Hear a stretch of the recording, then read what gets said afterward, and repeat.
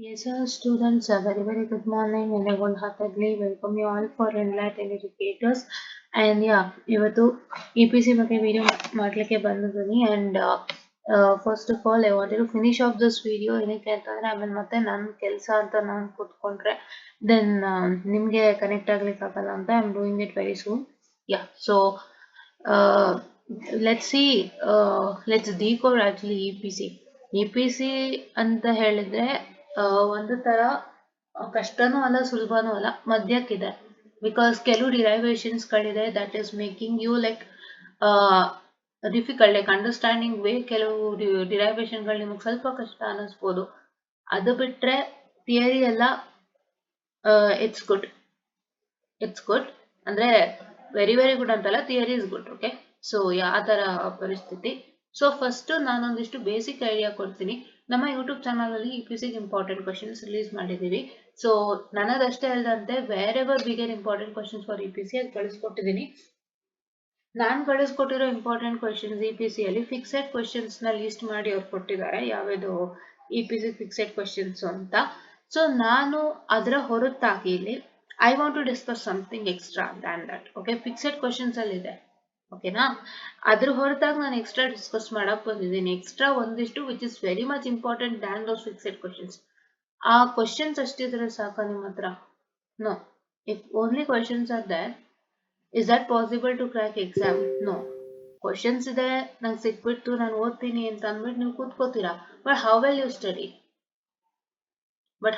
Study ಹೆಂಗ್ ಓದ್ತೀರಾ ನೀವು ಅಲ್ವಾ ಹೌ ವೆಲ್ ಯು ಸ್ಟಡಿ ಅಂತ ಹೇಳಿದ್ರೆ ನೀವು ಯಾವ ರೀತಿಯಾಗಿ ಒಂದು ಏನಂತ ಹೇಳ್ತಾರೆ ಓದ್ಕೊಂಡು ಹೋಗ್ತೀರಾ ಅಂಡ್ ಯಾವ ರೀತಿಯಾಗಿ ನೀವು ಅದಕ್ಕೆ ಆನ್ಸರ್ಸ್ ಅಟೆಂಪ್ಟ್ ಮಾಡ್ತೀರಾ ಅದ್ರ ಮೇಲೆ ನಿಮ್ಮ ಮಾರ್ಕ್ಸ್ ಡಿಸೈಡ್ ಆಗುತ್ತೆ so we are discussing the main part of that okay not only the question the answer you write the way you represent for exam how you work out ಅದೇ ಮೇ ಅದು ಚೆನ್ನಾಗಿಲ್ಲ ಅಂದ್ರೆ ಏನ್ ಕಾರಣಕ್ಕೂ ನಿಮ್ ಎಕ್ಸಾಮ್ ಕ್ಲಿಯರ್ ಆಗಲ್ಲ ಹೇಳ್ತಾ ಇದ್ದೀನಿ ಎಷ್ಟೇ ಕ್ವಶನ್ಸ್ ಕೊಟ್ಟಿದ್ರು ಎಷ್ಟೇ ರಿಸೋರ್ಸ್ ಇದ್ರು ನೀವು ಬಳಸ್ಕೊಳ್ಳೋ ರೀತಿ the method the way you utilise if that is not proper then nobody can't help you fine okay ಇವಾಗ ಇಲ್ಲಿ 5 ಮಾಡ್ಯೂಲ್ ಇದೆ ಆಯ್ತಾ ನಾವು ಕ್ವಶನ್ಸ್ ಬಗ್ಗೆ ಮಾತಾಡೋದು ಬೇಡ ಕ್ವಶನ್ಸ್ ಬಗ್ಗೆ ತುಂಬಾ ಸಿಂಪಲ್ ಆಗಿ ಹೇಳ್ತೀನಿ ಅದಕ್ಕೂ ಮುಂಚೆ let's decode the pattern of studying because study pattern decode ಮಾಡಿಲ್ಲ ಅಂದ್ರೆ ನಿಮ್ಗೆ ಏನೂ ಗೊತ್ತಾಗಲ್ಲ this is module 1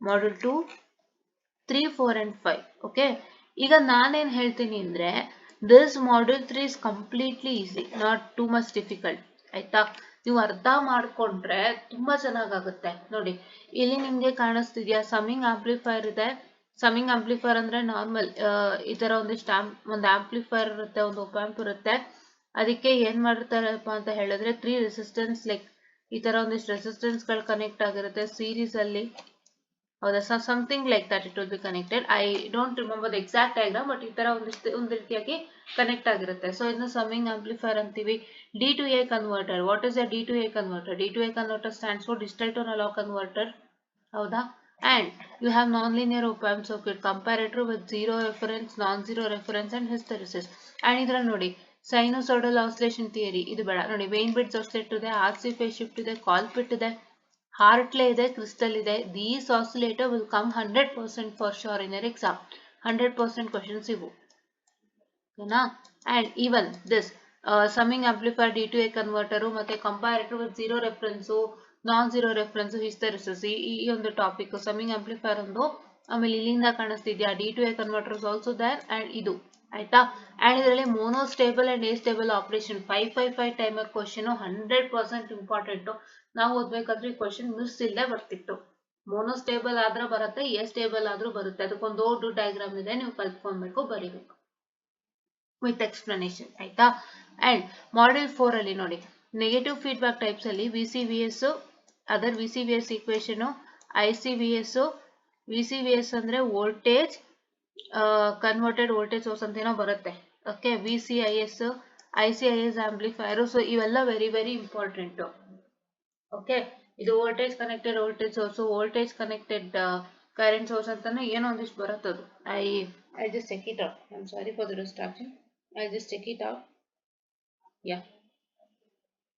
ನಾವೆಲ್ಲ ಮಾಡ್ಕೊಂಡಿರ್ತೀವಿ, ಬಟ್ ತುಂಬಾ ಹಿಂದೆ ಅಲ್ಲ, ಸೊ ಹಂಗಾಗಿ ಒಂಚೂರು ಟಚ್ ಬಿಟ್ಟವರು. Wait a minute. Yeah, voltage controlled voltage source, correct. Yeah, ಇದೆಲ್ಲ ನಿಮ್ಮ ನೆಟ್ವರ್ಕ್ ಅಲ್ಲೇ ಇದೆಯಲ್ಲ, voltage controlled voltage source, voltage controlled current source. I is nothing but always current. So current controlled voltage source, current controlled current source, ಹೌದಾ? All these are given. So ಇದೆಲ್ಲ very important, ಆಯ್ತಾ?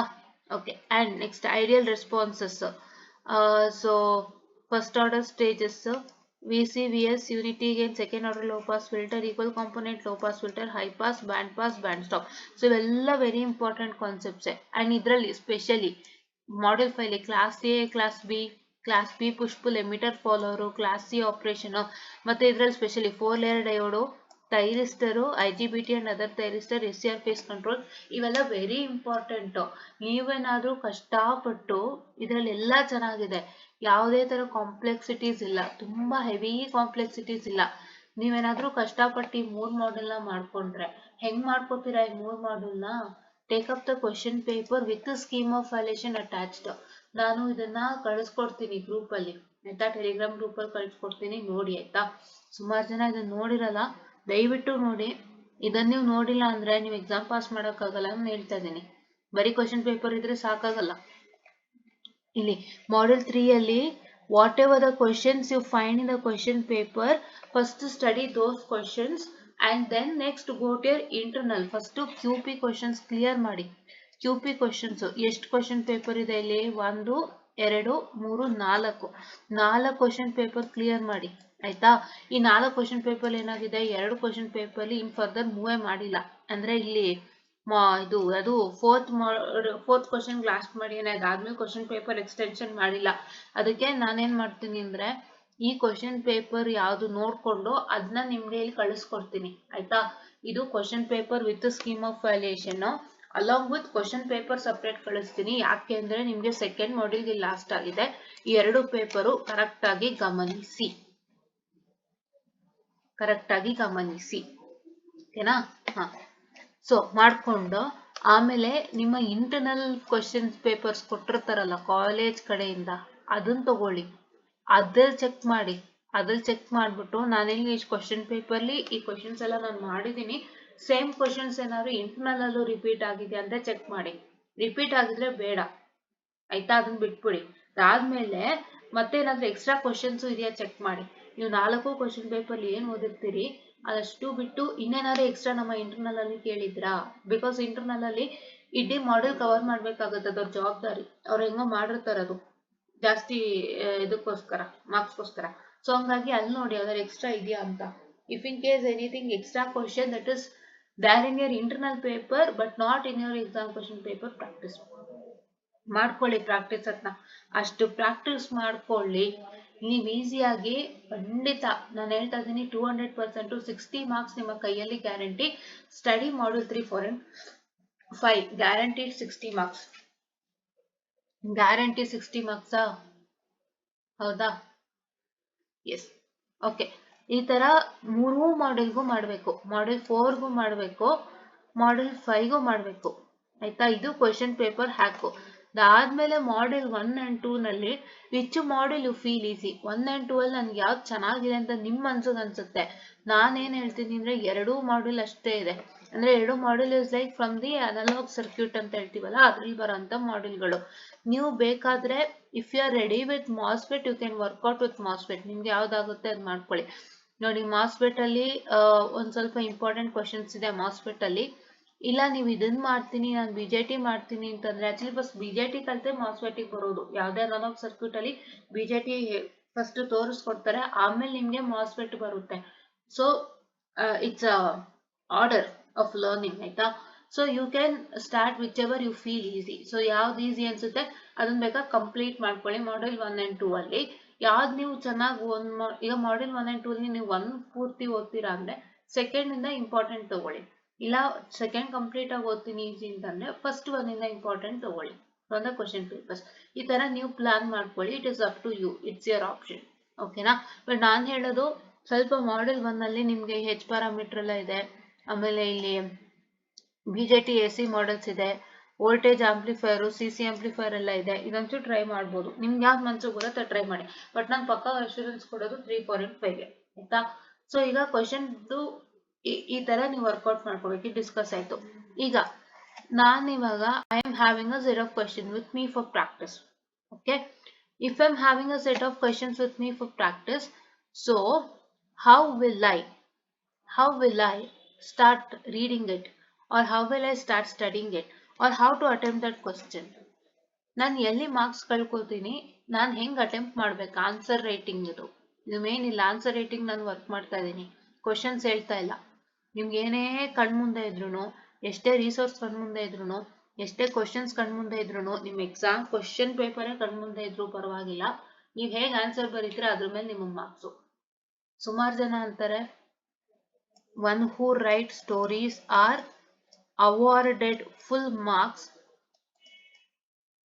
one who write proper answer are not awarded marks. Story ಬರ್ದವ್ರಿಗೆ marks ಅಂತೆ, proper answer ಬರ್ದವ್ರಿಗಿಲ್ಲ. ಇದನ್ನ ತುಂಬಾ ಜನ ಹತ್ರ ನಾನೇ ಕೇಳಿದ್ದೀನಿ. ಸೊ ಈ ತರ ಫ್ಲಕ್ಚುಯೇಟರೀಸ್ ಆಗ್ತಾನೆ ಇದೆ. But to avoid this fluctuations, I kindly request you to write proper answers, don't get into any assumptions. ಅದು ಯಾವ ಇವ್ಯಾಲ್ಯೂಯೇಷನ್ ಮಾಡ್ತಿರ್ತಾರಲ್ಲ ಅವ್ರಿಗೇನಾದ್ರೂ ಮನ್ಸಿಟ್ಟು ಏನೋ ಪಾಪ ಮಾರ್ಕ್ಸ್ ಕೊಡೋಣ ಅಂತ ಕೊಟ್ಟಿರ್ತಾರೆ. ಅಂತ ಟೈಮಲ್ಲಿ ಎಷ್ಟೋ ಜನ ಸ್ಟೋರಿ ಕತೆ ಬರ್ದವರೆಲ್ಲ ಪಾಸ್ ಆಗ್ಬಿಟ್ಟಿರ್ತಾರೆ. ಬಟ್ ಎಲ್ಲಾರು ಆಗಿರಲ್ಲ. ಇಲ್ಲಿ ಇಟ್ ಇಸ್ ದಟ್ ಯಾರೋ ಒಬ್ಬ ಸ್ಟೋರಿ ಬರ್ದವ್ನು ಪಾಸ್ ಆಯ್ತು ಅಂದ್ರೆ ಇಟ್ ಇಸ್ ಎವ್ರಿಬಡಿಗೂ ಹಾಗೆ ಆಗುತ್ತೆ ಅನ್ನೋ ತರ ನಿಮ್ ಥಿಂಕಿಂಗ್ ಇದ್ರೆ that's 100% wrong from your side. I'm 100% telling you, ಆ ಥರ ಅಸಂಪ್ಷನ್ ಇಟ್ಕೋಬೇಡಿ. ಯಾರೋ ಒಬ್ರು ಇವ್ಯಾಲ್ಯೂಯೇಟರು ಅಯ್ಯೋ ಪಾಪ ಹೋಗ್ಲಿ ಅಂತ ಕೊಟ್ಟಿರ್ತಾರೆ, ಸೊ ಅದನ್ನ ತಗೊಂಡು ಎಲ್ಲಾರ್ಗು ಸೇರಿಸ್ಬೇಡಿ ಆಯ್ತಾ. ಒಬ್ರಿಂದ you should not judge everybody. So ಅದಕ್ಕೆ ಹೇಳೋದು, ದಯವಿಟ್ಟು ಪ್ರಾಪರ್ ಆನ್ಸರ್ ಕಾನ್ಸಂಟ್ರೇಟ್ ಮಾಡಿ. ಅಂಡ್ ಇಲ್ಯೂಷನ್ಸ್, ಏನ್ ಇಲ್ಯೂಷನ್ಸ್, 2 ಪೇಜ್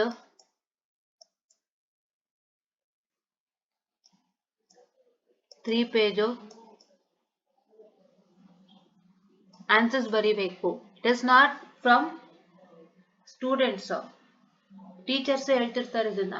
ಅವ್ರು ಏನ್ ತಿಳ್ಕೊಂಡ್ಬಿಟ್ಟಿರ್ತಾರೆ, 2 ಪೇಜ್ 3 ಪೇಜ್ ನೀವು ಜಾಸ್ತಿ ಬರೋದ್ರೆ ಅವ್ರು ಮಾರ್ಕ್ಸ್ ಕೊಡ್ತಾರೆ, ಇಷ್ಟಿಷ್ಟೇ ಬರೋದ್ರೆ ಕೊಡಲ್ಲ, ಇಷ್ಟಿಷ್ಟೇ ಬರೋದ್ರೆ ಕೊಡಲ್ಲ ಅಂತ. ಬಟ್ ಒನ್ ಥಿಂಗ್ ನಾನು ಹೇಳಲ್ಲ, ಚೆಲೆಟಲ್ಲಿ ಒನ್ ಥಿಂಗ್, ನೀವು ಆನ್ಸರ್ ಟು ದ ಪಾಯಿಂಟ್ ಮಾಡಿದ್ರೆ ಕರೆಕ್ಟ್ ಆಗಿ ನೀವು ಇಷ್ಟನ್ನೇ answer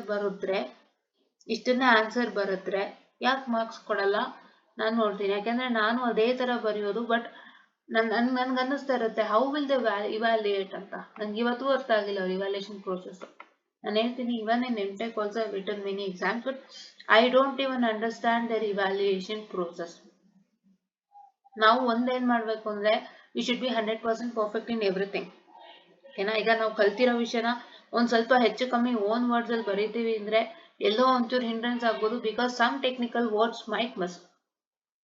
first thing. Second thing ಏನು ಅಂತಂದ್ರೆ, ನಾವು ಸ್ಟೋರಿ ಬರೋದ್ರೂ ಎಲ್ಲೋ ಅಯ್ಯೋ ಪಾಪ ಅಂತ ಕೊಡಬಹುದು ಅಂತ ನಂಬ್ಕೊಂಡು ಹೋಗಿರ್ತೀವಿ, ಅದು ರಾಂಗ್ ಅಲ್ವಾ. ಅವ್ರ ಇವ್ಯಾಲ್ಯೂಯೇಷನ್ ಪ್ರೋಸೆಸ್ ಹೇಗೆ ಅಂತ ನಂಗೆ ಇವತ್ತಿಗೂ ಅರ್ಥ ಆಗಿಲ್ಲ. ಯಾಕೆಂದ್ರೆ ಒಬ್ಬೊಬ್ರು ಒಂದೊಂದರ ಇವ್ಯಾಲ್ಯೂಯೇಷನ್ ಮಾಡ್ತಾರೆ, ಒಬ್ಬೊಬ್ರು ಒಂದೊಂದರ ಮಾರ್ಕ್ಸ್ ಕೊಡ್ತಾರೆ. ಅಂಡ್ ಎಷ್ಟೋ ಜನ ಚೆನ್ನಾಗಿ ಬರ್ದಿ ಮಾರ್ಕ್ಸ್ ತಗೊಂಡಿರಲ್ಲ. Everybody is suffering and I don't understand their evaluation process till now, because every student has the different stories of evaluation with respect to their exams. So ಹಾಗಾಗಿ ನಾನು ಅದಕ್ಕೆ ಏನ್ ಹೇಳ್ತೀನಿ ಅಂದ್ರೆ, ಯಾರ್ದು ಕೇಳ್ಬೇಡಿ. ನಿಮ್ಮ ಅಕ್ಕಪಕ್ಕನೇ ಹೇಳ್ತಿರ್ತಾರೆ ನಿಮ್ಗೆಲ್ಲ, ನಿಮ್ಮ ಸೀನಿಯರ್ ಹೇಳ್ತಿರ್ತಾರೆ ನಾನೊಂದಷ್ಟು ಕತೆ ಬರ್ದೇಕೊಂಡ್ರು ಪಾಸ್ ಅದೇ, ನೀವು ಹಂಗೆ ಮಾಡಿರ್ತಾರೆ. ಇಲ್ಲ ಕೆಲವ್ರು ಹೇಳ್ತಾರೆ ಇಷ್ಟು ಹೊತ್ಕೊಂಡೋಗಿ ಬರೀರಿ ಪಾಸ್ ಮಾಡ್ತಾರೆ ಅಂತಾರೆ. ಒಬ್ಬೊಬ್ರು ಒಂದೊಂದು ಹೇಳ್ತಾರೆ ಅಕ್ಕಪಕ್ಕದಲ್ಲಿ. ಎಲ್ಲಾರು ಅವ್ರವ್ರದೇ ಸ್ಟೋರೀಸ್ ಇರುತ್ತೆ, ಇವ್ಯಾಲ್ಯೂಯೇಷನ್ ಸ್ಟೋರೀಸು. ನಾನು ಈ ತರ ಬರ್ದಿದ್ದೆ, ನನ್ಗೆ ಹಿಂಗ್ ಮಾರ್ಕ್ಸ್ ಕೊಟ್ರು, ನಾನು ಆ ತರ ಬರ್ದಿದ್ದೆ, ನನ್ಗೆ ಹಂಗ್ ಮಾರ್ಕ್ಸ್ ಕೊಟ್ರು. ಎಲ್ಲಾರ್ದು ಸಮನಾಗಿ ವ್ಯಾಲ್ಯೂಯೇಷನ್ ಮಾಡಲ್ಲ. Equality in valuation is not present in VTU. I hope you understand that is truth.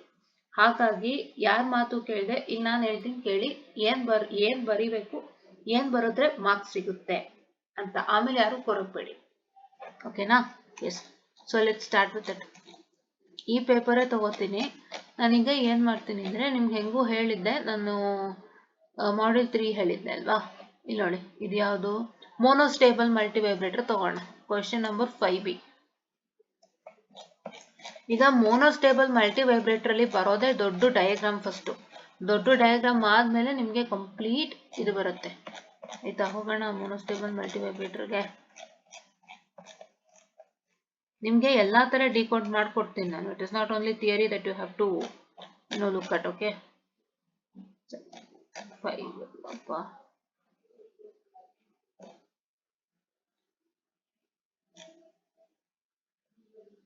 Okay okay, monostable multivibrator ನೋಡಿ. ಇದು ಮೋನೋಸ್ಟೇಬಲ್ ಮಲ್ಟಿ ವೈಬ್ರೇಟರ್. ಫಸ್ಟ್ ಅವ್ರು ಏನ್ ಮೆನ್ಷನ್ ಮಾಡ್ತಾ ಇದಾರೆ, ಸರ್ಕ್ಯೂಟ್ ಮೆನ್ಷನ್ ಮಾಡ್ತಾ ಇದಾರೆ. So they require a circuit diagram. So right the circuit diagram properly ಆಯ್ತಾ. Next wave form ಹೇಳ್ತಾ ಇದಾರೆ. ವೇವ್ ಫಾರ್ಮ್ ಏನ್ ಹೇಳ್ತಿದ್ದಾರೆ, 4 ಮಾರ್ಕ್ಸ್ ಹೇಳ್ತಿದ್ದಾರೆ ನೋಡಿ. Circuit diagram, waveform 4 marks ಹೇಳ್ತಾ ಇದಾರೆ ಆಯ್ತಾ.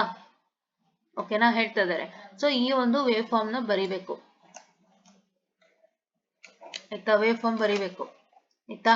ಮತ್ತೆ ಎಕ್ಸ್ಪ್ಲನೇಷನ್ ಎಷ್ಟು ಮಾರ್ಕ್ಸ್ ಇದೆ, 6 ಮಾರ್ಕ್ಸ್ ಇದೆ. 6 ಮಾರ್ಕ್ಸ್ ಎಕ್ಸ್ಪ್ಲನೇಷನ್ ಅಂದ್ರೆ you I'm sorry for the distraction.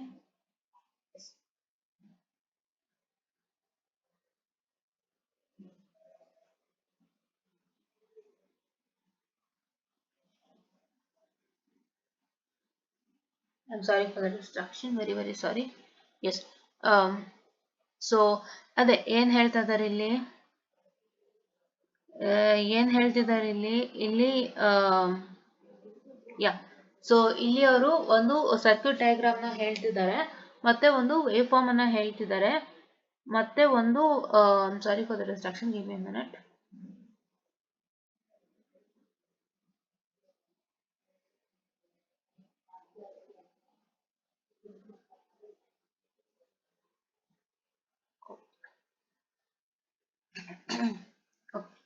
I got a mail, so I need to check it out. Yeah. So ಅದೇ ಸರ್ಕ್ಯೂಟ್ ಡಯಾಗ್ರಾಮ್ ಕೊಟ್ಟಿದ್ದಾರೆ, ವೇವ್ ಫಾರ್ಮ್ ಕೊಟ್ಟಿದ್ದಾರೆ, ಮತ್ತೆ ಎಕ್ಸ್ಪ್ಲನೇಷನ್ ಕೊಟ್ಟಿದ್ದಾರೆ. ಕರೆಕ್ಟಾ. ಸೊ ನೀವೇನ್ ಮಾಡ್ಬೇಕು, explanation specially has to be in points ಆಯ್ತಾ. Major ನಿಮ್ಮ ಹತ್ರ ಏನ್ ಥಿಯರಿ ಇದೆ ಎಕ್ಸ್ಪ್ಲನೇಷನ್, ಅದನ್ನೇ ನೀಟಾಗಿ ಪಾಯಿಂಟ್ ವೈಸ್ ಮಾಡಿ, that to with proper answer. Explanation ಅಲ್ಲಿ ಯಾವುದೇ ಸ್ಟೋರೀಸು, ಕುಕ್ಡ್ ಅಪ್ ಸ್ಟೋರೀಸು, ಅದಂತೆ ಇದಂತೆ ಹಂಗಾಗುತ್ತೆ, no no no. Just write things directly, short to the point. ಇವಾಗ ಶೂಟಿಂಗ್ ಇರುತ್ತಲ್ಲ, ಏನ್ ಮಾಡ್ತೀರಾ, ಯುನೋ ಆರೋನ ಕರೆಕ್ಟ್ ಆಗಿ ಸೆಂಟ್ರ್ ಶೂಟ್ ಮಾಡ್ತೀರಾ. ಎಲ್ಲಿ ಕೂತ್ಕೊಳ್ಳುತ್ತೆ, ಸೆಂಟ್ರ್ ಕೂತ್ಕೊಳ್ಳುತ್ತೆ. That's your putting your arrow to the point. On the same basis your answer should be directly to the point. ನೋಡಿದ ತಕ್ಷಣ ಓ ಇದೇ ಆನ್ಸರ್, ಇಷ್ಟೇ, ಅಲ್ಲಿ ಇರೋದು ವಿಷಯ ಇಷ್ಟೇ, ಅಷ್ಟೇ ಗೊತ್ತಾಗ್ಬೇಕು. ಅಂಡ್ ಯು ಶುಡ್ ಏನಂತ ಹೇಳ್ತಾರೆ, ಡೂ ದಟ್. ಓಕೆ, ಅಷ್ಟನ್ನು ಮಾಡಬೇಕು. ಅಷ್ಟನ್ನು ಮಾಡ್ಬೇಕಂದ್ರೆ ಏನ್ ಮಾಡಬೇಕು, whatever the material you have, take out that material, whatever theory is given to you, please do make it into points. ನೀವೇನ್ ಮಾಡ್ಕೋತೀರಾ, you can do that using an app called Anara. Anara ಅಂತ ಒಂದು app ಅಲ್ಲ, Anara ಅಂತಾನೆ ಬರುತ್ತೆ. So unreadable.ai or Anara ಅಂತ ನೀವು Google ಅಲ್ಲಿ type ಮಾಡಿದ್ರೆ, ನಾನು ಅದಕ್ಕೂ ಕೂಡ ವಿಡಿಯೋ ಮಾಡಿದ್ದೀನಿ. Anara ಹೋಗ್ಬಿಟ್ಟು ಗೂಗಲ್ ಅಲ್ಲಿ ಟೈಪ್ ಮಾಡಿ, check with Anara. Please to make sure that you yes, what I can say, Anara. So ಏನ್ ಮಾಡ್ತೀರಿ Anara, please to make sure that you what I can say, put in your PDF notes. ಇದು ಮಾಡ್ಬಿಟ್ಟು ಏನ್ ಮಾಡ್ತೀರಾ ಅಂದ್ರೆ, notes ನ ಹಾಕ್ಬಿಟ್ಟು ಅಲ್ಲಿ PDF ಹಾಕ್ಬಿಟ್ಟು ಏನ್ ಮಾಡ್ಬೇಕು ಅಂದ್ರೆ, just type two question number 5A. Question number 5A ಏನು ಇದು, this is a question number 5B. With a neat circuit diagram, explain the operation of monostable multivibrator. ನೀವೇನ್ ಮಾಡಬೇಕು, ಸರ್ಕ್ಯೂಟ್ ಡಯಾಗ್ರಾಮ್ ಅಂತೂ ಅದು ಕೊಡೋದಿಲ್ಲ ನಿಮ್ಗೆ. ಏನ್ ಮಾಡಬೇಕು, explain the operation of monostable vibrator, provide the key important points ಅಂತ ಕೊಡಿ. ಏನ್ ಮಾಡ್ತೀರಾ, explain the operation of monostable multivibrator, provide key important points ಅಂತ ಕೊಡಿ. ಕೀ ಇಂಪಾರ್ಟೆಂಟ್ ಪಾಯಿಂಟ್ಸ್ ಅನ್ನ ಅದು ಕೊಡುತ್ತೆ. ಅದಷ್ಟನ್ನ ಓದ್ಕೊಂಡು ನೀಟಾಗಿ ಬರೀತೀರಿ ಅಂದ್ರೆ, it is you will crack your exams easily without fail. ಆಯ್ತಾ. ಅವ್ರಿಗೆ ಬೇಕಾಗಿರೋದು ಆ ಕೀ ಇಂಪಾರ್ಟೆಂಟ್ ಪಾಯಿಂಟ್ಸ್. ಏನು ಸ್ವಲ್ಪನೇ ಬರ್ದಿದ್ದಾರೆ, ಜಾಸ್ತಿ ಬರ್ದಿದ್ದಾರೆ ನೋಡೋಂಥವ್ರಿಲ್ಲ. ಆ ಸ್ವಲ್ಪ ಜಾಸ್ತಿ ಇಲ್ಲೇ ಇದಕ್ಕೆ ಏನ್ ನ್ಯಾಯ ಕೊಡ್ಬೇಕು, ರಿಕ್ವೈರ್ಮೆಂಟ್ಸ್ ಅದು ಕೊಡ್ತಿದ್ದೀರಾ ಅಂದ್ರೆ 100% that you can crack your exam. ಅವ್ರಿಗೆ ಬೇಕಿರೋದೇನೋ ಈ ಕ್ವಶನ್ಗೆ ಆನ್ಸರ್ ಅಷ್ಟೇ, ಅದು ಇದೆಯಾ ನಿಮ್ಮ ಹತ್ರ ಅಷ್ಟೇ ಬೇಕಿರೋದು, ಅದು ಇದೆಯಾ ನಿಮ್ಮ ಹತ್ರ ಅಷ್ಟೇ ಬೇಕಿರೋದು. ಚೂರೇ ಮಾಡಿದ್ರು ಚೆನ್ನಾಗಿರ್ಬೇಕು, ಕರೆಕ್ಟ್ ಅಲ್ವಾ? ಚೂರೇ ಮಾಡಿದ್ರು ಚೆನ್ನಾಗಿರ್ಬೇಕು. Whatever simple you do it should be good ಅಷ್ಟೇ, ಇನ್ನೇನು ಇಲ್ಲ. ಸುಮಾರು ಜನ ಟೀಚರ್ಸ್ ತಲೆ ಹೋಗ್ಬಿಟ್ಟು ಯಾಕೆ ಹಿಂಗೆ ಹೇಳ್ತಾ ಇರ್ತಾರೆ ನಾನು ಅನ್ಕೋತೀನಿ. ಇರೋಷ್ಟು ಕಂಟೆಂಟ್ನ ನೀಟಾಗಿ ತುಂಬಿಸಿದ್ರೆ ಅದಷ್ಟಕ್ಕೆ ಅವ್ರು ಮಾರ್ಕ್ಸ್ ಕೊಡ್ಲೇಬೇಕು, ಅವ್ರು ಏನು ಮಾಡೋದಕ್ಕಾಗಲ್ಲ ಅಲ್ವಾ? That is what is the matter, right? Correct, ಅದು ತಾನೇ ಮ್ಯಾಟರು. ಇನ್ನೇನಿದೆ ಅಲ್ಲಿ ಮ್ಯಾಟರು? ಇನ್ನೇನು ಇಲ್ಲ ಅಲ್ವಾ? Yeah, but remembering is in your hand. ಈ ತರ ಸೊ ಮಾಡಬೇಕು, ಈ ತರ ಮಾಡಬೇಕು. ಸೊ ಯಾವುದೇ ಒಂದು ಇದಕ್ಕಾಗಲಿ ನೋಡಿ, last phase shift oscillator question ಇದೆ. ಅವ್ರೇನ್ ಮಾಡಿದ್ದಾರೆ, ಡ್ರಾಯಿಂಗ್ ಕೊಟ್ಟಿದ್ದಾರೆ, 4 marks for circuit diagram, 4 marks for explanation with equation ಬರೀಬೇಕು. ಅದು ಈಕ್ವೇಶನ್ ಅದವ್ರು ಅದನ್ನು ನೀಟಾಗಿ ಬಂದಿಲ್ಲ ನೋಡಿ. Okay, crystal oscillator using BJT ನೋಡಿ, ಇದು ನಿಮ್ಗೆ ಏನಾಗಿದೆ, ದಿಸ್ ಇಸ್ ಏನು derivation type. So derivation with ಡಯಾಗ್ರಾಮ್ಗೆ ಫಸ್ಟ್ ಡಯಾಗ್ರಾಮ್ ಸ್ಯಾಟಿಸ್ಫೈ ಮಾಡ್ತೀರಾ, ಸ್ಯಾಟಿಸ್ಫೈ ಮಾಡಿ you have to see the main key, ಏನು ಕೀ, ಓಕೆನಾ? ಕೀ ಏನಿದೆ ಎಕ್ಸ್ಪ್ಲೈನ್ ಮಾಡ್ಬಿಟ್ಟು ಕೀ ಏನು ಅದು ಕೀ ಇಕ್ವೇಶನ್ಸ್ ಏನಿದೆ ಆ ಕೀ ಇಕ್ವೇಶನ್ಸ್ ನ it satisfy. Key equations satisfy ಮಾಡಿದ್ರೆ it is that you will crack your exam easily, ಆಯ್ತಾ? ಅದಕ್ಕೆ ನಾನು ಹೇಳೋದು ಸ್ಕೀಮ್ ಆಫ್ ವ್ಯಾಲ್ಯೂಯೇಷನ್ ಚೆಕ್ಔಟ್ ಮಾಡ್ರೋ ಗೊತ್ತಾಗುತ್ತೆ. ನಿಮ್ಗೆ ಯಾವ್ದಾದ್ರು ಡಿರೈವೇಶನ್ ಕಷ್ಟ ಆಗ್ತಿದೆ, ನಂಗೆ ಓದಕ್ ಆಗ್ತಿಲ್ಲ, if the derivation is very very important for exam and repetitively asked in the exam, at least ನೀವು ಆ ಡಿರೈವೇಶನ್ ಅಲ್ಲಿ ಅವರು ಏನ್ ಬೇಕು ಅಂತ ಕೇಳಿರ್ತಾರೆ, ಕೀ ಕ್ವೆಶನ್ಸ್ ಹೇಳಿರ್ತಾರೆ, ಒಂದು ಡಯಾಗ್ರಾಮ್ ಹೇಳಿರ್ತಾರೆ, ಅಟ್ಲೀಸ್ಟ್ ಆ ಮಿನಿಮಮ್ ಕಲ್ತ್ಕೊಂಡ್ರು ಪಾಸ್ ಮಾಡ್ತಿರಲ್ಲ, ಕರೆಕ್ಟ್ ಅಲ್ವಾ? ನಿಮ್ಗೆ ಡಿರೈವೇಶನ್ ತುಂಬಾ ಇಂಪಾರ್ಟೆಂಟು, ಎಕ್ಸಾಮ್ ರಿಪೀಟೇಟಿವ್ ಆಗಿ ಬರ್ತಿದೆ, but you are not understanding. ಅಂತ ಟೈಮಲ್ಲಿ ನೀವೇನ್ ಮಾಡ್ಬೇಕು, ಬನ್ನಿ ಸ್ಕೀಮ್ ಆಫ್ ವ್ಯಾಲ್ಯೂಯೇಷನ್ ಚೆಕ್ ಮಾಡಿ ನೋಡಿ, 2 ಕೀ 3 ಕೀ ಕ್ವೆಶನ್ಸ್ ಕೊಟ್ಟಿದ್ದಾರೆ, ಇದು ಸ್ಯಾಟಿಸ್ಫೈ ಮಾಡಬೇಕು, ಡಯಾಗ್ರಾಮ್ ಹೇಳಿದ್ದಾರೆ, ಸ್ಯಾಟಿಸ್ಫೈ ಮಾಡಬೇಕು, ಗೊತ್ತಾಗುತ್ತಲ್ವಾ ನಿಮ್ಗೆ? That is what is needed, nothing is extra is needed. So ಇದು ಮ್ಯಾಟರ್ ಇಲ್ಲಿ, ಆಯ್ತಾ? ಅಂಡ್ ಇಲ್ಲಿ ನೋಡಿ, ಪ್ರಾಬ್ಲಮ್ಯಾಟಿಕ್ ಆದ್ರೆ ನಾನು 3 ಇಲ್ಲೇ ಕವರ್ ಮಾಡ್ತಿದ್ದೆ. This is problematic. C, given data ಬರೀರಿ, ಗಿವನ್ ಡಾಟಾಗೆ ನೋಡಿ 3 marks ಹಾಕಿದ್ದಾರೆ, ಇದಕ್ಕೆ 3, ಇದಕ್ಕೆ ಹಾಕಿರೋದು 3 marks, ಮತ್ತೆ ಇದಕ್ಕೆ 3 marks. ಫಸ್ಟ್ ಗಿವನ್ ಡಾಟಾ ಬರ್ಕೊಳ್ಳಿ, ಬರ್ಕೊಂಡು substitute it in the formula and get it. ನೋಡಿ, ಇವೆಲ್ಲ ಈಸಿ, ಡೈರೆಕ್ಟ್ ಫಾರ್ಮುಲಾ ಸಬ್ಸ್ಟಿಟ್ಯೂಷನ್ ಲೆಕ್ಕಗಳಿದು. ಇದನ್ನ ನೀವು ವರ್ಕೌಟ್ ಮಾಡಿದ್ರೆ ಖಂಡಿತ ಯು ವಿಲ್ ಕ್ಲಿಯರ್ ಇಟ್, ಆಯ್ತಾ? ನೋಡಿ, ಇದಕ್ಕೊಂದು 3 marks ಕೊಟ್ಟಿದ್ದಾರೆ, ಇದಕ್ಕೊಂದು 3 marks ಕೊಟ್ಟಿದ್ದಾರೆ, ನೋಡಿ ಎಷ್ಟು ಈಸಿ ಇದೆ. ಏನ್ ಎಕ್ಸ್ಪೆಕ್ಟ್ ಮಾಡ್ತಾರೆ ಫಸ್ಟ್ ಅರ್ಥ ಮಾಡ್ಕೊಳ್ಳಿ, ಇವರು ಏನ್ ಎಕ್ಸ್ಪೆಕ್ಟೇಷನ್ಸ್ ಮಾಡ್ತಾ ಇದ್ದಾರೆ ಅದನ್ನ ನೀವು ಅರ್ಥ ಮಾಡ್ಕೋಬೇಕು. If you understand the expectations, ನೋಡಿ ಎಷ್ಟು ನೀಟಾಗಿ ಎಲ್ಲ ಕೊಟ್ಟಿದ್ದಾರೆ, ನೋಡಿ ಇಲ್ಲಿ ಕೊಟ್ಟಿದ್ದಾರೆ ನೋಡಿ. 8th ಕ್ವಶನ್ ಇದು 8th ಡಿಸ್ಕಸ್ ಮಾಡಿರಿ, 4th ಮಾಡ್ಯೂಲ್ 4 ಡಿಸ್ಕಸ್ ಮಾಡೋಣ. ಮಾಡ್ಯೂಲ್ 4 ಅಲ್ಲಿ ಏನೇನು ಕ್ವಶನ್ಸ್ ಕೊಟ್ಟಿದ್ದಾರೆ, first order low pass filter, 2 type of band pass filter, 4 type of negative feedback circuit, working of second order high pass filter. Okay.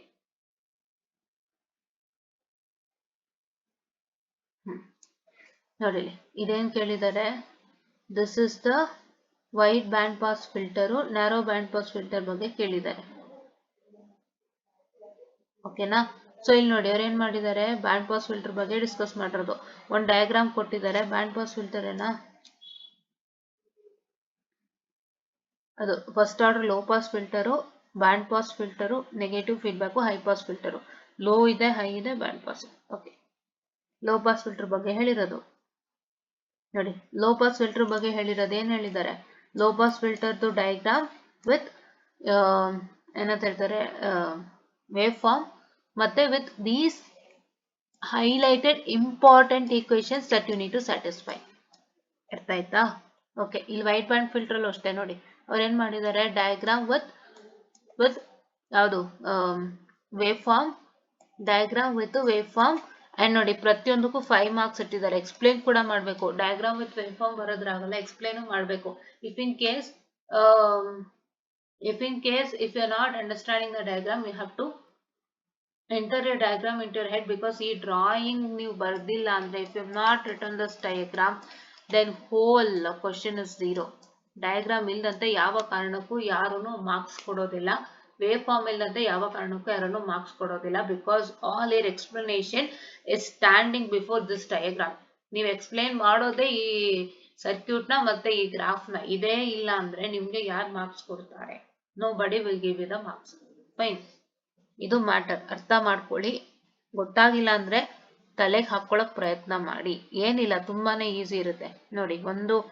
ಇದು op amp ಅಲ್ವಾ, ಇದು op amp ಆಯ್ತಾ, ಇದು ಓಪ್ಯಾಂಪ್. ದಿಸ್ ಓಪ್ಯಾಂಪ್ಗೆ ಒಂದು ಕೆಪಾಸಿಟರ್ ಕನೆಕ್ಟ್ ಆಗಿದೆ. ಆಮೇಲೆ ಇಲ್ಲೇನಾಗಿದೆ, this is a voltage source connected over here. And once again ನೋಡಿ, ಇಲ್ಲಿ ನೆಗೆಟಿವ್ಗೆ ಏನ್ ಕನೆಕ್ಟ್ ಆಗಿದೆ, ನೆಗೆಟಿವ್ಗೆ ಒಂದು ಇದು RL ಅನ್ಸುತ್ತೆ. This is RL connected. First ಇಲ್ಲಿಂದ ನೋಡಿ, ಒಂದು RL ಕನೆಕ್ಟ್ ಆಗಿದೆ, ಒಂದು RF ಕನೆಕ್ಟ್ ಆಗಿದೆ. ಹೆಂಗ್ ನಾವು ಕಟ್ಕೋತೀರಾ, this is an RL and RF which is connected in series. These two resistances RL and RF are connected in series, and then you come down which is connected to the output of the op-amp. This output of the op-amp will connect ಆಗಿದೆ. ಮತ್ತೆ negative ಏನ್ ಮಾಡ್ತೀರಾ, you connect between RL and RC. ಅದೇ ತರ ಇಲ್ಲಿ positive ಏನ್ connect ಮಾಡ್ತೀರಿ, for the positive there is a capacitor connected in series. Capacitor connect ಆಗಿದೆ. ಆ ಕೆಪಾಸಿಟರ್ ನೀವೇನ್ ಮಾಡ್ತೀರಿ, you connected another R and you ground it. ಅದ ಈ ತರ ಹಿಂಗೆ ನೀವು ಅರ್ಥ ಮಾಡ್ಕೋಬೇಕು. ಈ ರೀತಿಯಾಗಿ ನೀವು ಅರ್ಥ ಮಾಡ್ಕೊಂಡ್ರೆ ನೀಟಾಗಿ ಗೊತ್ತಾಗುತ್ತೆ, ತಲೆಗೆ ಹಾಕೊಳ್ಳಿ ಆಯ್ತಾ. ಇದಕ್ಕೆ 5 ಮಾರ್ಕ್ಸ್ ಇಟ್ಟಿದ್ದಾರೆ ನೋಡಿ. ಇದು ಏನ್ ಹೇಳಿದ್ದಾರೆ, ಈಚ್ ಟೈಪ್ ಕ್ಯಾರಿ 2.5 ಮಾರ್ಕ್ಸ್. ಅಂದ್ರೆ ಏನು, with the diagram VC VS CC VS. This is voltage collector voltage source, current collector current source, current controller voltage source. ಅದೇ ಇದು ಈ ನಾಲ್ಕು ನೀಟಾಗಿ with diagram if you explain you will get marks. ಈ ತರ. So ಏನು ಇಲ್ಲಿ ಗೊತ್ತಾಗ್ತಿದೆ ನಿಮಗೆ, ಇಲ್ಲಿ ಏನ್ ನಿಮಗೆ ಗೊತ್ತಾಗ್ತಿರೋದು ಅಂದ್ರೆ, ದಯವಿಟ್ಟು ಅರ್ಥ ಮಾಡ್ಕೊಳ್ಳಿ. ಇಲ್ಲಿ ನೋಡಿದಾಗ ನಿಮ್ಗೆ ಅವರು ಏನ್ ರಿಕ್ವೈರ್ಮೆಂಟ್ಸ್ ಅಂತ ಮೆನ್ಷನ್ ಮಾಡಿರ್ತಾರೆ, ಅದೇ ರಿಕ್ವೈರ್ಮೆಂಟ್ಸ್ ನ ಫಾಲೋ ಅಪ್ ಮಾಡಿ. ಅಂಡ್ ನಿಮ್ಗೆ ಪ್ರತಿಯೊಂದು ಕ್ವಶನ್ ಪೇಪರ್ ಅಲ್ಲೂ ಕೂಡ ನಿಮಗೆ ಏನ್ ಮಾಡ್ಬೇಕು, ಪ್ರತಿಯೊಂದು ಕ್ವಶನ್ ಪೇಪರ್ ಕೂಡ ನೀವೇನ್ ಮಾಡ್ಬೇಕು ಅಂತಂದ್ರೆ, ರಿಪೀಟೇಟಿವ್ ಕ್ವಶನ್ಸ್ ಚೆಕ್ ಮಾಡ್ಕೊಳ್ಳಿ. And check whether that repetitive question is asked for how many marks. ಅಂದ್ರೆ ಯಾವ್ದೋ ಒಂದು ಕ್ವಶನ್ ಮತ್ತೆ ರಿಪೀಟ್ ಆಗಿದೆ ಅಂದ್ರೆ, ಅದು ಇಫ್ ಇನ್ ಕೇಸ್ ನಿಮ್ಗೆ ಏನಾದ್ರು ಫಸ್ಟ್ ಕ್ವಶನ್ ಪೇಪರ್ 10 ಮಾರ್ಕ್ಸ್ ಕೇಳಿದ್ರೆ, ಅವಾಗ 10 ಮಾರ್ಕ್ಸ್ ಅವ್ರು ಏನ್ ಎಕ್ಸ್ಪೆಕ್ಟೇಷನ್ ಮಾಡಿದ್ದಾರೆ ಚೆಕ್ ಮಾಡ್ಕೊಳ್ಳಿ ಆಯ್ತಾ. ನೆಕ್ಸ್ಟ್ ಅದೇ same question if it is asked for 6 marks in the second question paper, see what they have asked for 6 marks. Because ನೀವು 6 ಮಾರ್ಕ್ಸ್ಗೆ 10 ಮಾರ್ಕ್ಸ್ ಅನ್ನು ಬರೀತಾ ಕೂರಕ್ಕಾಗಲ್ಲ, and that is a waste of time ಆಯ್ತಾ. ಸುಮಾರು ಜನ ಅನ್ಕೊಂತಾರೆ 6 ಮಾರ್ಕ್ಸ್ ನಾನು 10 ಮಾರ್ಕ್ಸ್ ಬರೀತೀನಿ ಅಂತ. No, that's a waste of time. 6 marks ಅಂತಾನೆ ಸಪ್ರೇಟ್ ಆಗಿರುತ್ತೆ, ಅದನ್ನ ನೋಡ್ಕೋಬೇಕು. ಈಗಿಲ್ಲ ನೋಡೋಣ ಇರಿ ಅದರ ರಿಪೀಟ್ ಆಗಿದೆಯಾ ಅಂತ. If in case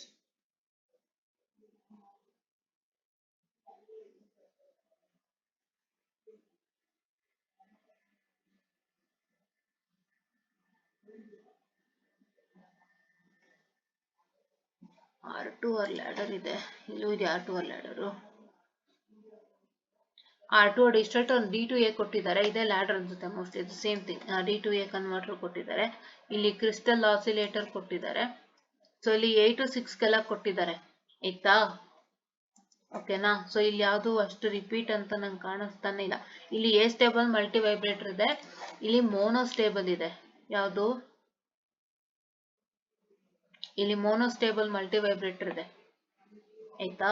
okay, so ಈ ತರ ನೀವೇನ್ ಮಾಡ್ಬೇಕು ಅಂದ್ರೆ ಚೆಕ್ ಮಾಡ್ಕೊಳ್ಳಿ, ರಿಪೀಟೆಡ್ ಕ್ವಶನ್ಸ್ ಚೆಕ್ ಮಾಡ್ಕೊಂಡು ಅದರದ್ದು ನೀವೇನ್ ಮಾಡ್ಬೇಕು ಅಂದ್ರೆ ಎಷ್ಟು ಮಾರ್ಕ್ಸ್ ಕೊಟ್ಟಿದ್ದಾರೆ ನೋಡ್ಕೊಂಡು, ಆ ಮಾರ್ಕ್ಸ್ ತಕ್ಕಂಗೆ ಏನ್ ಸ್ಯಾಟಿಸ್ಫೈ ಮಾಡ್ಬೇಕು ನೋಡ್ಕೊಂಡು ಸ್ಯಾಟಿಸ್ಫೈ ಮಾಡಿ. ಅಂಡ್ ಇಲ್ಲಿ ನೀವೇನೇನ್ ತಿಳ್ಕೊಂಡ್ರಿ, ಹೆಂಗ್ ಆನ್ಸರ್ ಬರೀಬೇಕು, ಏನ್ ಅವ್ರು ಎಕ್ಸ್ಪೆಕ್ಟ್ ಮಾಡ್ತಿದ್ದಾರೆ ಅಂತ. ಅವ್ರು ಎಕ್ಸ್ಪೆಕ್ಟ್ ಮಾಡೋದೇ ಮೇಜರ್ 2 ಥಿಂಗ್ಸ್. ಒಂದು ಸರ್ಕ್ಯೂಟ್ ಡಯಾಗ್ರಾಮ್ ಮತ್ತೆ ಗ್ರಾಫು. ನಿಮ್ಗೆ ನಾನು ಲೈವ್ ಆಗಿ ತೋರಿಸ್ತಾ ಇದ್ದೀನಿ ಪ್ರೂಫು. ಮ್ಯಾಮ್ ಅಲ್ಲಿ ಇತ್ತು ಅದನ್ನ ಹೇಳ್ತಿದ್ದಾರೆ ಅಂತ ಅನ್ಕೋಬೇಡಿ. I am showing you the live proof, because ನಿಮಗೆ ಪ್ರೂಫ್ ಗೊತ್ತಾಗ್ದಂತೆ ಏನು ಮಾಡೋಕ್ಕಾಗಲ್ಲ. ಅದಕ್ಕೆ ಗ್ರಾಫ್ ಮತ್ತೆ ಎಕ್ಸ್ಪ್ಲನೇಷನ್ ಕೇಳ್ತಾರೆ, ಮತ್ತೆ ಈಕ್ವೇಶನ್. ಈ 4ಕ್ಕೆ ಇದ್ರಲ್ಲಿ ವರ್ಕೌಟ್ ಆಗೋದು. ಇದಿಷ್ಟನ್ನ ನೀವು explanation specially if you write very important key points that is needed, and if you highlight the nane baritene very IMP key points,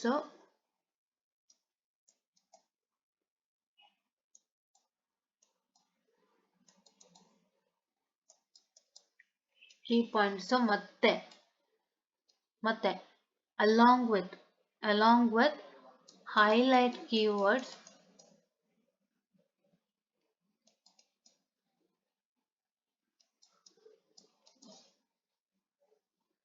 highlight keywords 100% ಏನ್ ಮಾಡ್ತೀರಾ, 100% ನೀವೇನ್ ಮಾಡ್ತೀರಾ, you will pass. 100% you will pass. ಓಕೆನಾ? yes, 100% ನೀವೇನ್ ಮಾಡ್ತೀರಾ, 100% ನೀವು examination ನ clear ಮಾಡ್ತೀರಿ. Okay, you will clear the exam 100% for sure. ಓಕೆನಾ? ಸೊ ಈ ಒಂದು ರೀತಿಯಾಗಿ ನೀವೇನ್ ಮಾಡ್ತೀರಪ್ಪ ಅಂತ ಹೇಳಿದ್ರೆ ಎಕ್ಸಾಮಿನೇಷನ್ ಅನ್ನ ಕ್ಲಿಯರ್ ಮಾಡ್ಕೊಂಡು ಹೋಗ್ತೀರಿ. ಆಯ್ತಾ? So this is what is you have to do. ಆಯ್ತಾ? ಇಷ್ಟೇ ಮಾಡಬೇಕು ನೀವು ಎಕ್ಸ್ಪ್ಲನೇಷನ್ ಪಾರ್ಟ್ ಅಲ್ಲಿ. Specially very important key points and you have to highlight the keyword. ಆಯ್ತಾ? ಅದಾದ್ಮೇಲೆ ಈಕ್ವೇಶನ್ ಏನು ಅವರೇ ಕೊಟ್ಟಿದ್ದಾರೆ ಸ್ಕೀಮ್ ಆಫ್ ವ್ಯಾಲ್ಯೂಯೇಷನ್ ಅಲ್ಲಿ ಯಾವ್ಯಾವ ಈಕ್ವೇಶನ್ ನಾನು ಬರಿಬೇಕು ಅಂತ. ಅದನ್ನೇ ಸ್ಯಾಟಿಸ್ಫೈ ಮಾಡಿದ್ರೆ 100% ಪಾಸ್ ಆಗ್ತೀರಾ. ಓಕೆನಾ? ಆದಷ್ಟು ಸಿಂಪಲ್ ಅವಾಯ್ಡ್ ಮಾಡಿ. ಸಿಂಪಲ್ ಅಂದ್ರೆ ಕೆಲವೊಂದು ಚಿಕ್ಕದ್ರಿಂದನೂ ತೋರಿಸ್ತಿರ್ತಾರೆ, ಅಂದ್ರೆ 2 into 2 4 ಅಥವಾ ಸಿಂಪಲ್ದು ತೋರಿಸಿರ್ತಾರೆ. ಅದೆಲ್ಲಾನು ಎಲಿಮಿನೇಟ್ ಮಾಡಿ ನೀವು ಸಿಂಪಲ್ ಆಗಿ ಅದನ್ನ you can even write it in return format. ಈ ತರ ಪ್ರೋಸೆಸ್ ಆಗುತ್ತೆ. ಸೊ ದಿಸ್ ರಿಸಲ್ಟ್ಸ್ ಇನ್ ಅಂದ್ಬಿಟ್ಟು ಡೈರೆಕ್ಟ್ ಆಗಿ ಈಕ್ವೇಶನ್ ಬರೀರಿ and try to highlight the key equations that they need so that you can easily crack your exam. ಯಾವುದೇ ತರ ಭಯ ಪಡ್ಬೇಡಿ, tension ಪಡ್ಬೇಡಿ. ಬರೆಯೋದು ಗೊತ್ತಾಯ್ತಲ್ವಾ? ಇಲ್ಲಿ ಕಾಣಿಸ್ತಿದ್ಯಾ ನಿಮ್ಗೆ? ಇಲ್ಲಿ ಇದಿಷ್ಟೇ. I am sorry for the distraction. ಇಲ್ಲಿ ಕಾಣಿಸ್ತಿದ್ಯಾ?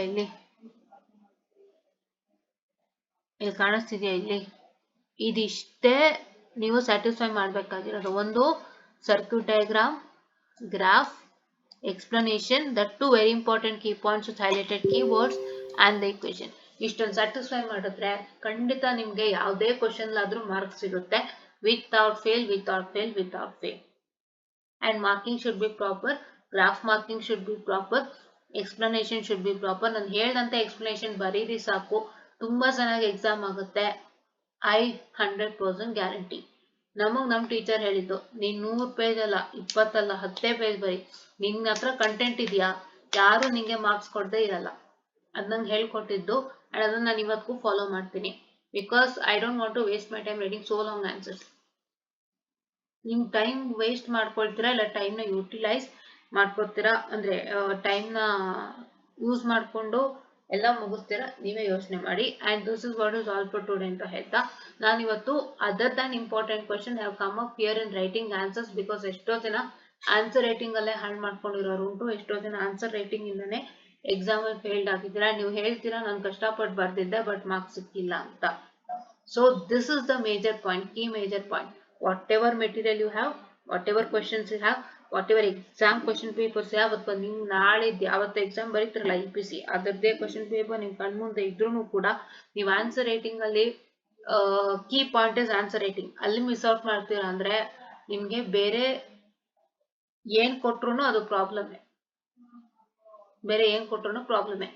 Key point is answer writing. ನಿಮ್ಮ ಹತ್ರ ಏನಿದ್ರು ನೀವು ಆನ್ಸರ್ ರೈಟಿಂಗ್ ತಿಳ್ಕೊಂಡಿಲ್ಲ, ನನಗೆ ಬರೆಯಕ್ ಗೊತ್ತಿಲ್ಲ ಆನ್ಸರು, ನನಗೆ ಈ ಕ್ವಶನ್ ಕೊಟ್ಟಿದ್ದಾರೆ ಬಟ್ ನಂಗೆ ಓದಕ್ ಗೊತ್ತಿಲ್ಲ ಅಂದ್ರೆ ಯು ಆರ್ ದ ಲೂಸರ್ ಅಷ್ಟೇ, ಇನ್ನೇನು ಇಲ್ಲ. ನನಗೇನು ಇಂಪಾರ್ಟೆಂಟ್ ಇದೆ ಅಂತೀರಾ? ಇಂಪಾರ್ಟೆಂಟ್ ಕ್ವಶನ್ ಒಂದೇ ಸಾಕಾ? ಹೆಂಗ್ ಓದ್ಬೇಕು ಗೊತ್ತಿರ್ಬೇಕು ತಾನೆ, ಹಿಂಗ್ ಬರಿಬೇಕು ಗೊತ್ತಿರ್ಬೇಕು ತಾನೆ, ಯಾವ ತರ ಪ್ರೆಸೆಂಟೇಶನ್ ಮಾಡ್ಬೇಕು, ಯಾವ ತರ ಇವ್ಯಾಲ್ಯೂಯೇಟರ್ ಇಂಪ್ರೆಸ್ ಮಾಡ್ಬೇಕು ಅಂತ ಗೊತ್ತಿದ್ರೆ ಅಲ್ವಾ ಪಾಸ್ ಆಗ್ಲಿಕ್ಕೆ. ಸೊ ಅದೇ ಸೊ ಅದನ್ನ ಇವಾಗ ಡಿಸ್ಕಸ್ ಮಾಡಿ ಕೊಟ್ಟಿದ್ದೀನಿ, ಒಂದು 3-4 ಕ್ವಶನ್ಸ್ ತೋರಿಸ್ಕೊಟ್ಟಿದ್ದೀನಿ. ಇನ್ನು ಬೇಕಾದ್ರೆ ಫಸ್ಟ್ ಮಾಡ್ಯೂಲ್ ಅಲ್ಲಿ ನೀವು ಚೆಕ್ ಔಟ್ ಮಾಡ್ಬೋದು. ಫಸ್ಟ್ ಮಾಡ್ಯೂಲ್ ಅಂತೂ ನೋಡ್ಕೊಳ್ಳಿ. ನೋಡಿ ಫಸ್ಟ್ ಮಾಡ್ಯೂಲ್ ಅಲ್ಲೆಲ್ಲ ನೋಡಿ ಅವರು ಸರ್ಕ್ಯೂಟ್ ಡಯಾಗ್ರಾಮ್ ಹೇಳಿದ್ದಾರೆ, ಮತ್ತೆ ಒಂದಿಷ್ಟು ಈಕ್ವೇಶನ್ಸ್ಗಳು ಹೇಳಿದ್ದಾರೆ. ಅದಕ್ಕೆ ನಾನು ಹೇಳೋದು ಇದನ್ನ ಚೆಕ್ಔಟ್ ಮಾಡಿ ಅಂತ. ಎಲ್ಲ ಈಕ್ವೇಶನ್ಸು ಸ್ಯಾಟಿಸ್ಫೈ ಮಾಡ್ಬೇಕು. ಅದಕ್ಕೆ ನಾನು ಹೇಳೋದು ಏನಕ್ಕೆ, ನೋಡಿದ್ರೆ ನಿಮ್ಗೆ ಯಾವ ಈಕ್ವೇಶನ್ಸ್ ಹೈಲೈಟ್ ಮಾಡಿರ್ತಾರೆ, ಒಂದು ಇವ್ಯಾಲ್ಯೂಯೇಟರ್ಗೆ ಏನ್ ಬೇಕಾಗುತ್ತೆ ಅನ್ನೋದು ನಿಮ್ಗೆ ಗೊತ್ತಾಗುತ್ತೆ. ಇದನ್ನೇ ಸ್ಯಾಟಿಸ್ಫೈ ಮಾಡಿ ಸಾಕು. ತುಂಬಾ ಜನ ಕಲಿಸ್ಬೋದು, ಮ್ಯಾಮ್ ಈ ವರ್ಷದ ಕ್ವಶನ್ ಪೇಪರ್ಗೆ ಬೇರೆ ಇವ್ಯಾಲ್ಯೂಯೇಟರ್ ಅಲ್ವಾ, ಅಂದ್ರೆ ಬೇರೆ ಕ್ವಶನ್ ಪೇಪರ್ ಸೆಟ್ ಅಲ್ವಾ ಸ್ಕೀಮ್ ಆಫ್ ವ್ಯಾಲ್ಯೂಯೇಷನ್ ಮಾಡೋದು, ಅವ್ರದ್ದು ಬೇರೆ ಟೇಸ್ಟ್ ಇರುತ್ತೆ ಅಲ್ವಾ, ಅವೆಲ್ಲ ಇಲ್ಲ. ನಿಮ್ಗೆ ಕಂಟೆಂಟ್ ಒಂದೇ ತಾನೆ, ಕಂಟೆಂಟ್ ಒಂದೇ ಅಲ್ವಾ. ಏನ್ ನಿಮ್ಗೆ ವರ್ಷ ವರ್ಷ ಕಂಟೆಂಟ್ ಬದಲಾಗುತ್ತಾ? ಕಂಟೆಂಟ್ ಅಂತೂ ಬದಲಾಗಲ್ಲ. ಅದೇ ಕಂಟೆಂಟು, ಅದೇ ಸಿಲೆಬಸ್, ಅದೇ ಟಾಪಿಕ್ಸು, ಅದೇ ಎಕ್ಸ್ಪ್ಲನೇಷನ್ಸು. ಅದರಲ್ಲಿ ಅವ್ರ ಎಕ್ಸ್ಪೆಕ್ಟೇಷನ್ ಹೆಚ್ಚು ಕಮ್ಮಿ ಒಂದೇ ಆಗಿರುತ್ತೆ, ಬೇರೆ ಆಗಕ್ಕೆ ಸಾಧ್ಯ ಇಲ್ಲ. Okay fine. ನೋಡಿ ಇಲ್ಲಿ ಎಷ್ಟು ನೀಟಾಗಿ ಕೊಟ್ಟಿದ್ದಾರೆ, ಎಲ್ಲಾನು ನೋಡಿ ಡಿಟೇಲ್ಡ್ ಆಗಿ ಕೊಟ್ಟಿದ್ದಾರೆ. ನೋಡಿ ವಿತ್ ಫಿಗರ್ ಕೊಟ್ಟಿದ್ದಾರೆ, ಆಮೇಲೆ ವಿತ್ ಏನೇನು ಈಕ್ವೇಶನ್ಸ್ಗಳು ಬೇಕು ಅಂತ ಮೆನ್ಷನ್ ಮಾಡಿದ್ದಾರೆ, ಯಾವ ಪಾರ್ಟಿಗೆ ಎಷ್ಟು ಮಾರ್ಕ್ಸ್ ಮೆನ್ಷನ್ ಮಾಡಿದ್ದಾರೆ. ಇದನ್ನ ನೋಡಿ ನಿಮ್ಗೆ ಅರ್ಥ ಆಗುತ್ತೆ, ನಿಮ್ಮ ಎಕ್ಸಾಮ್ 100% ಅಂತ ನಾ ಹೇಳ್ತಾ I just end up the session. Please watch the session, please support the session. ತುಂಬಾ ಜನಕ್ಕೆ ಶೇರ್ ಮಾಡಿ, ಹೆಲ್ಪ್ ಆಗುತ್ತೆ, ಯೂಸ್ ಆಗುತ್ತೆ. ಆನ್ಸರ್ ರೈಟಿಂಗ್ ಸ್ಟ್ರಗಲ್ ಮಾಡ್ತಿರೋರು, ನನಗೆ ಏನು ಬರಿಬೇಕು ಗೊತ್ತಾಗ್ತಿಲ್ಲ, ಯಾವ ಥರ ಅಟೆಂಪ್ಟ್ ಮಾಡಬೇಕು ಗೊತ್ತಾಗ್ತಿಲ್ಲ ಅನ್ನೋರು ದಯವಿಟ್ಟು ಶೇರ್ ಮಾಡಿ ಅಂತ ಹೇಳ್ತಾ ಥ್ಯಾಂಕ್ ಯು.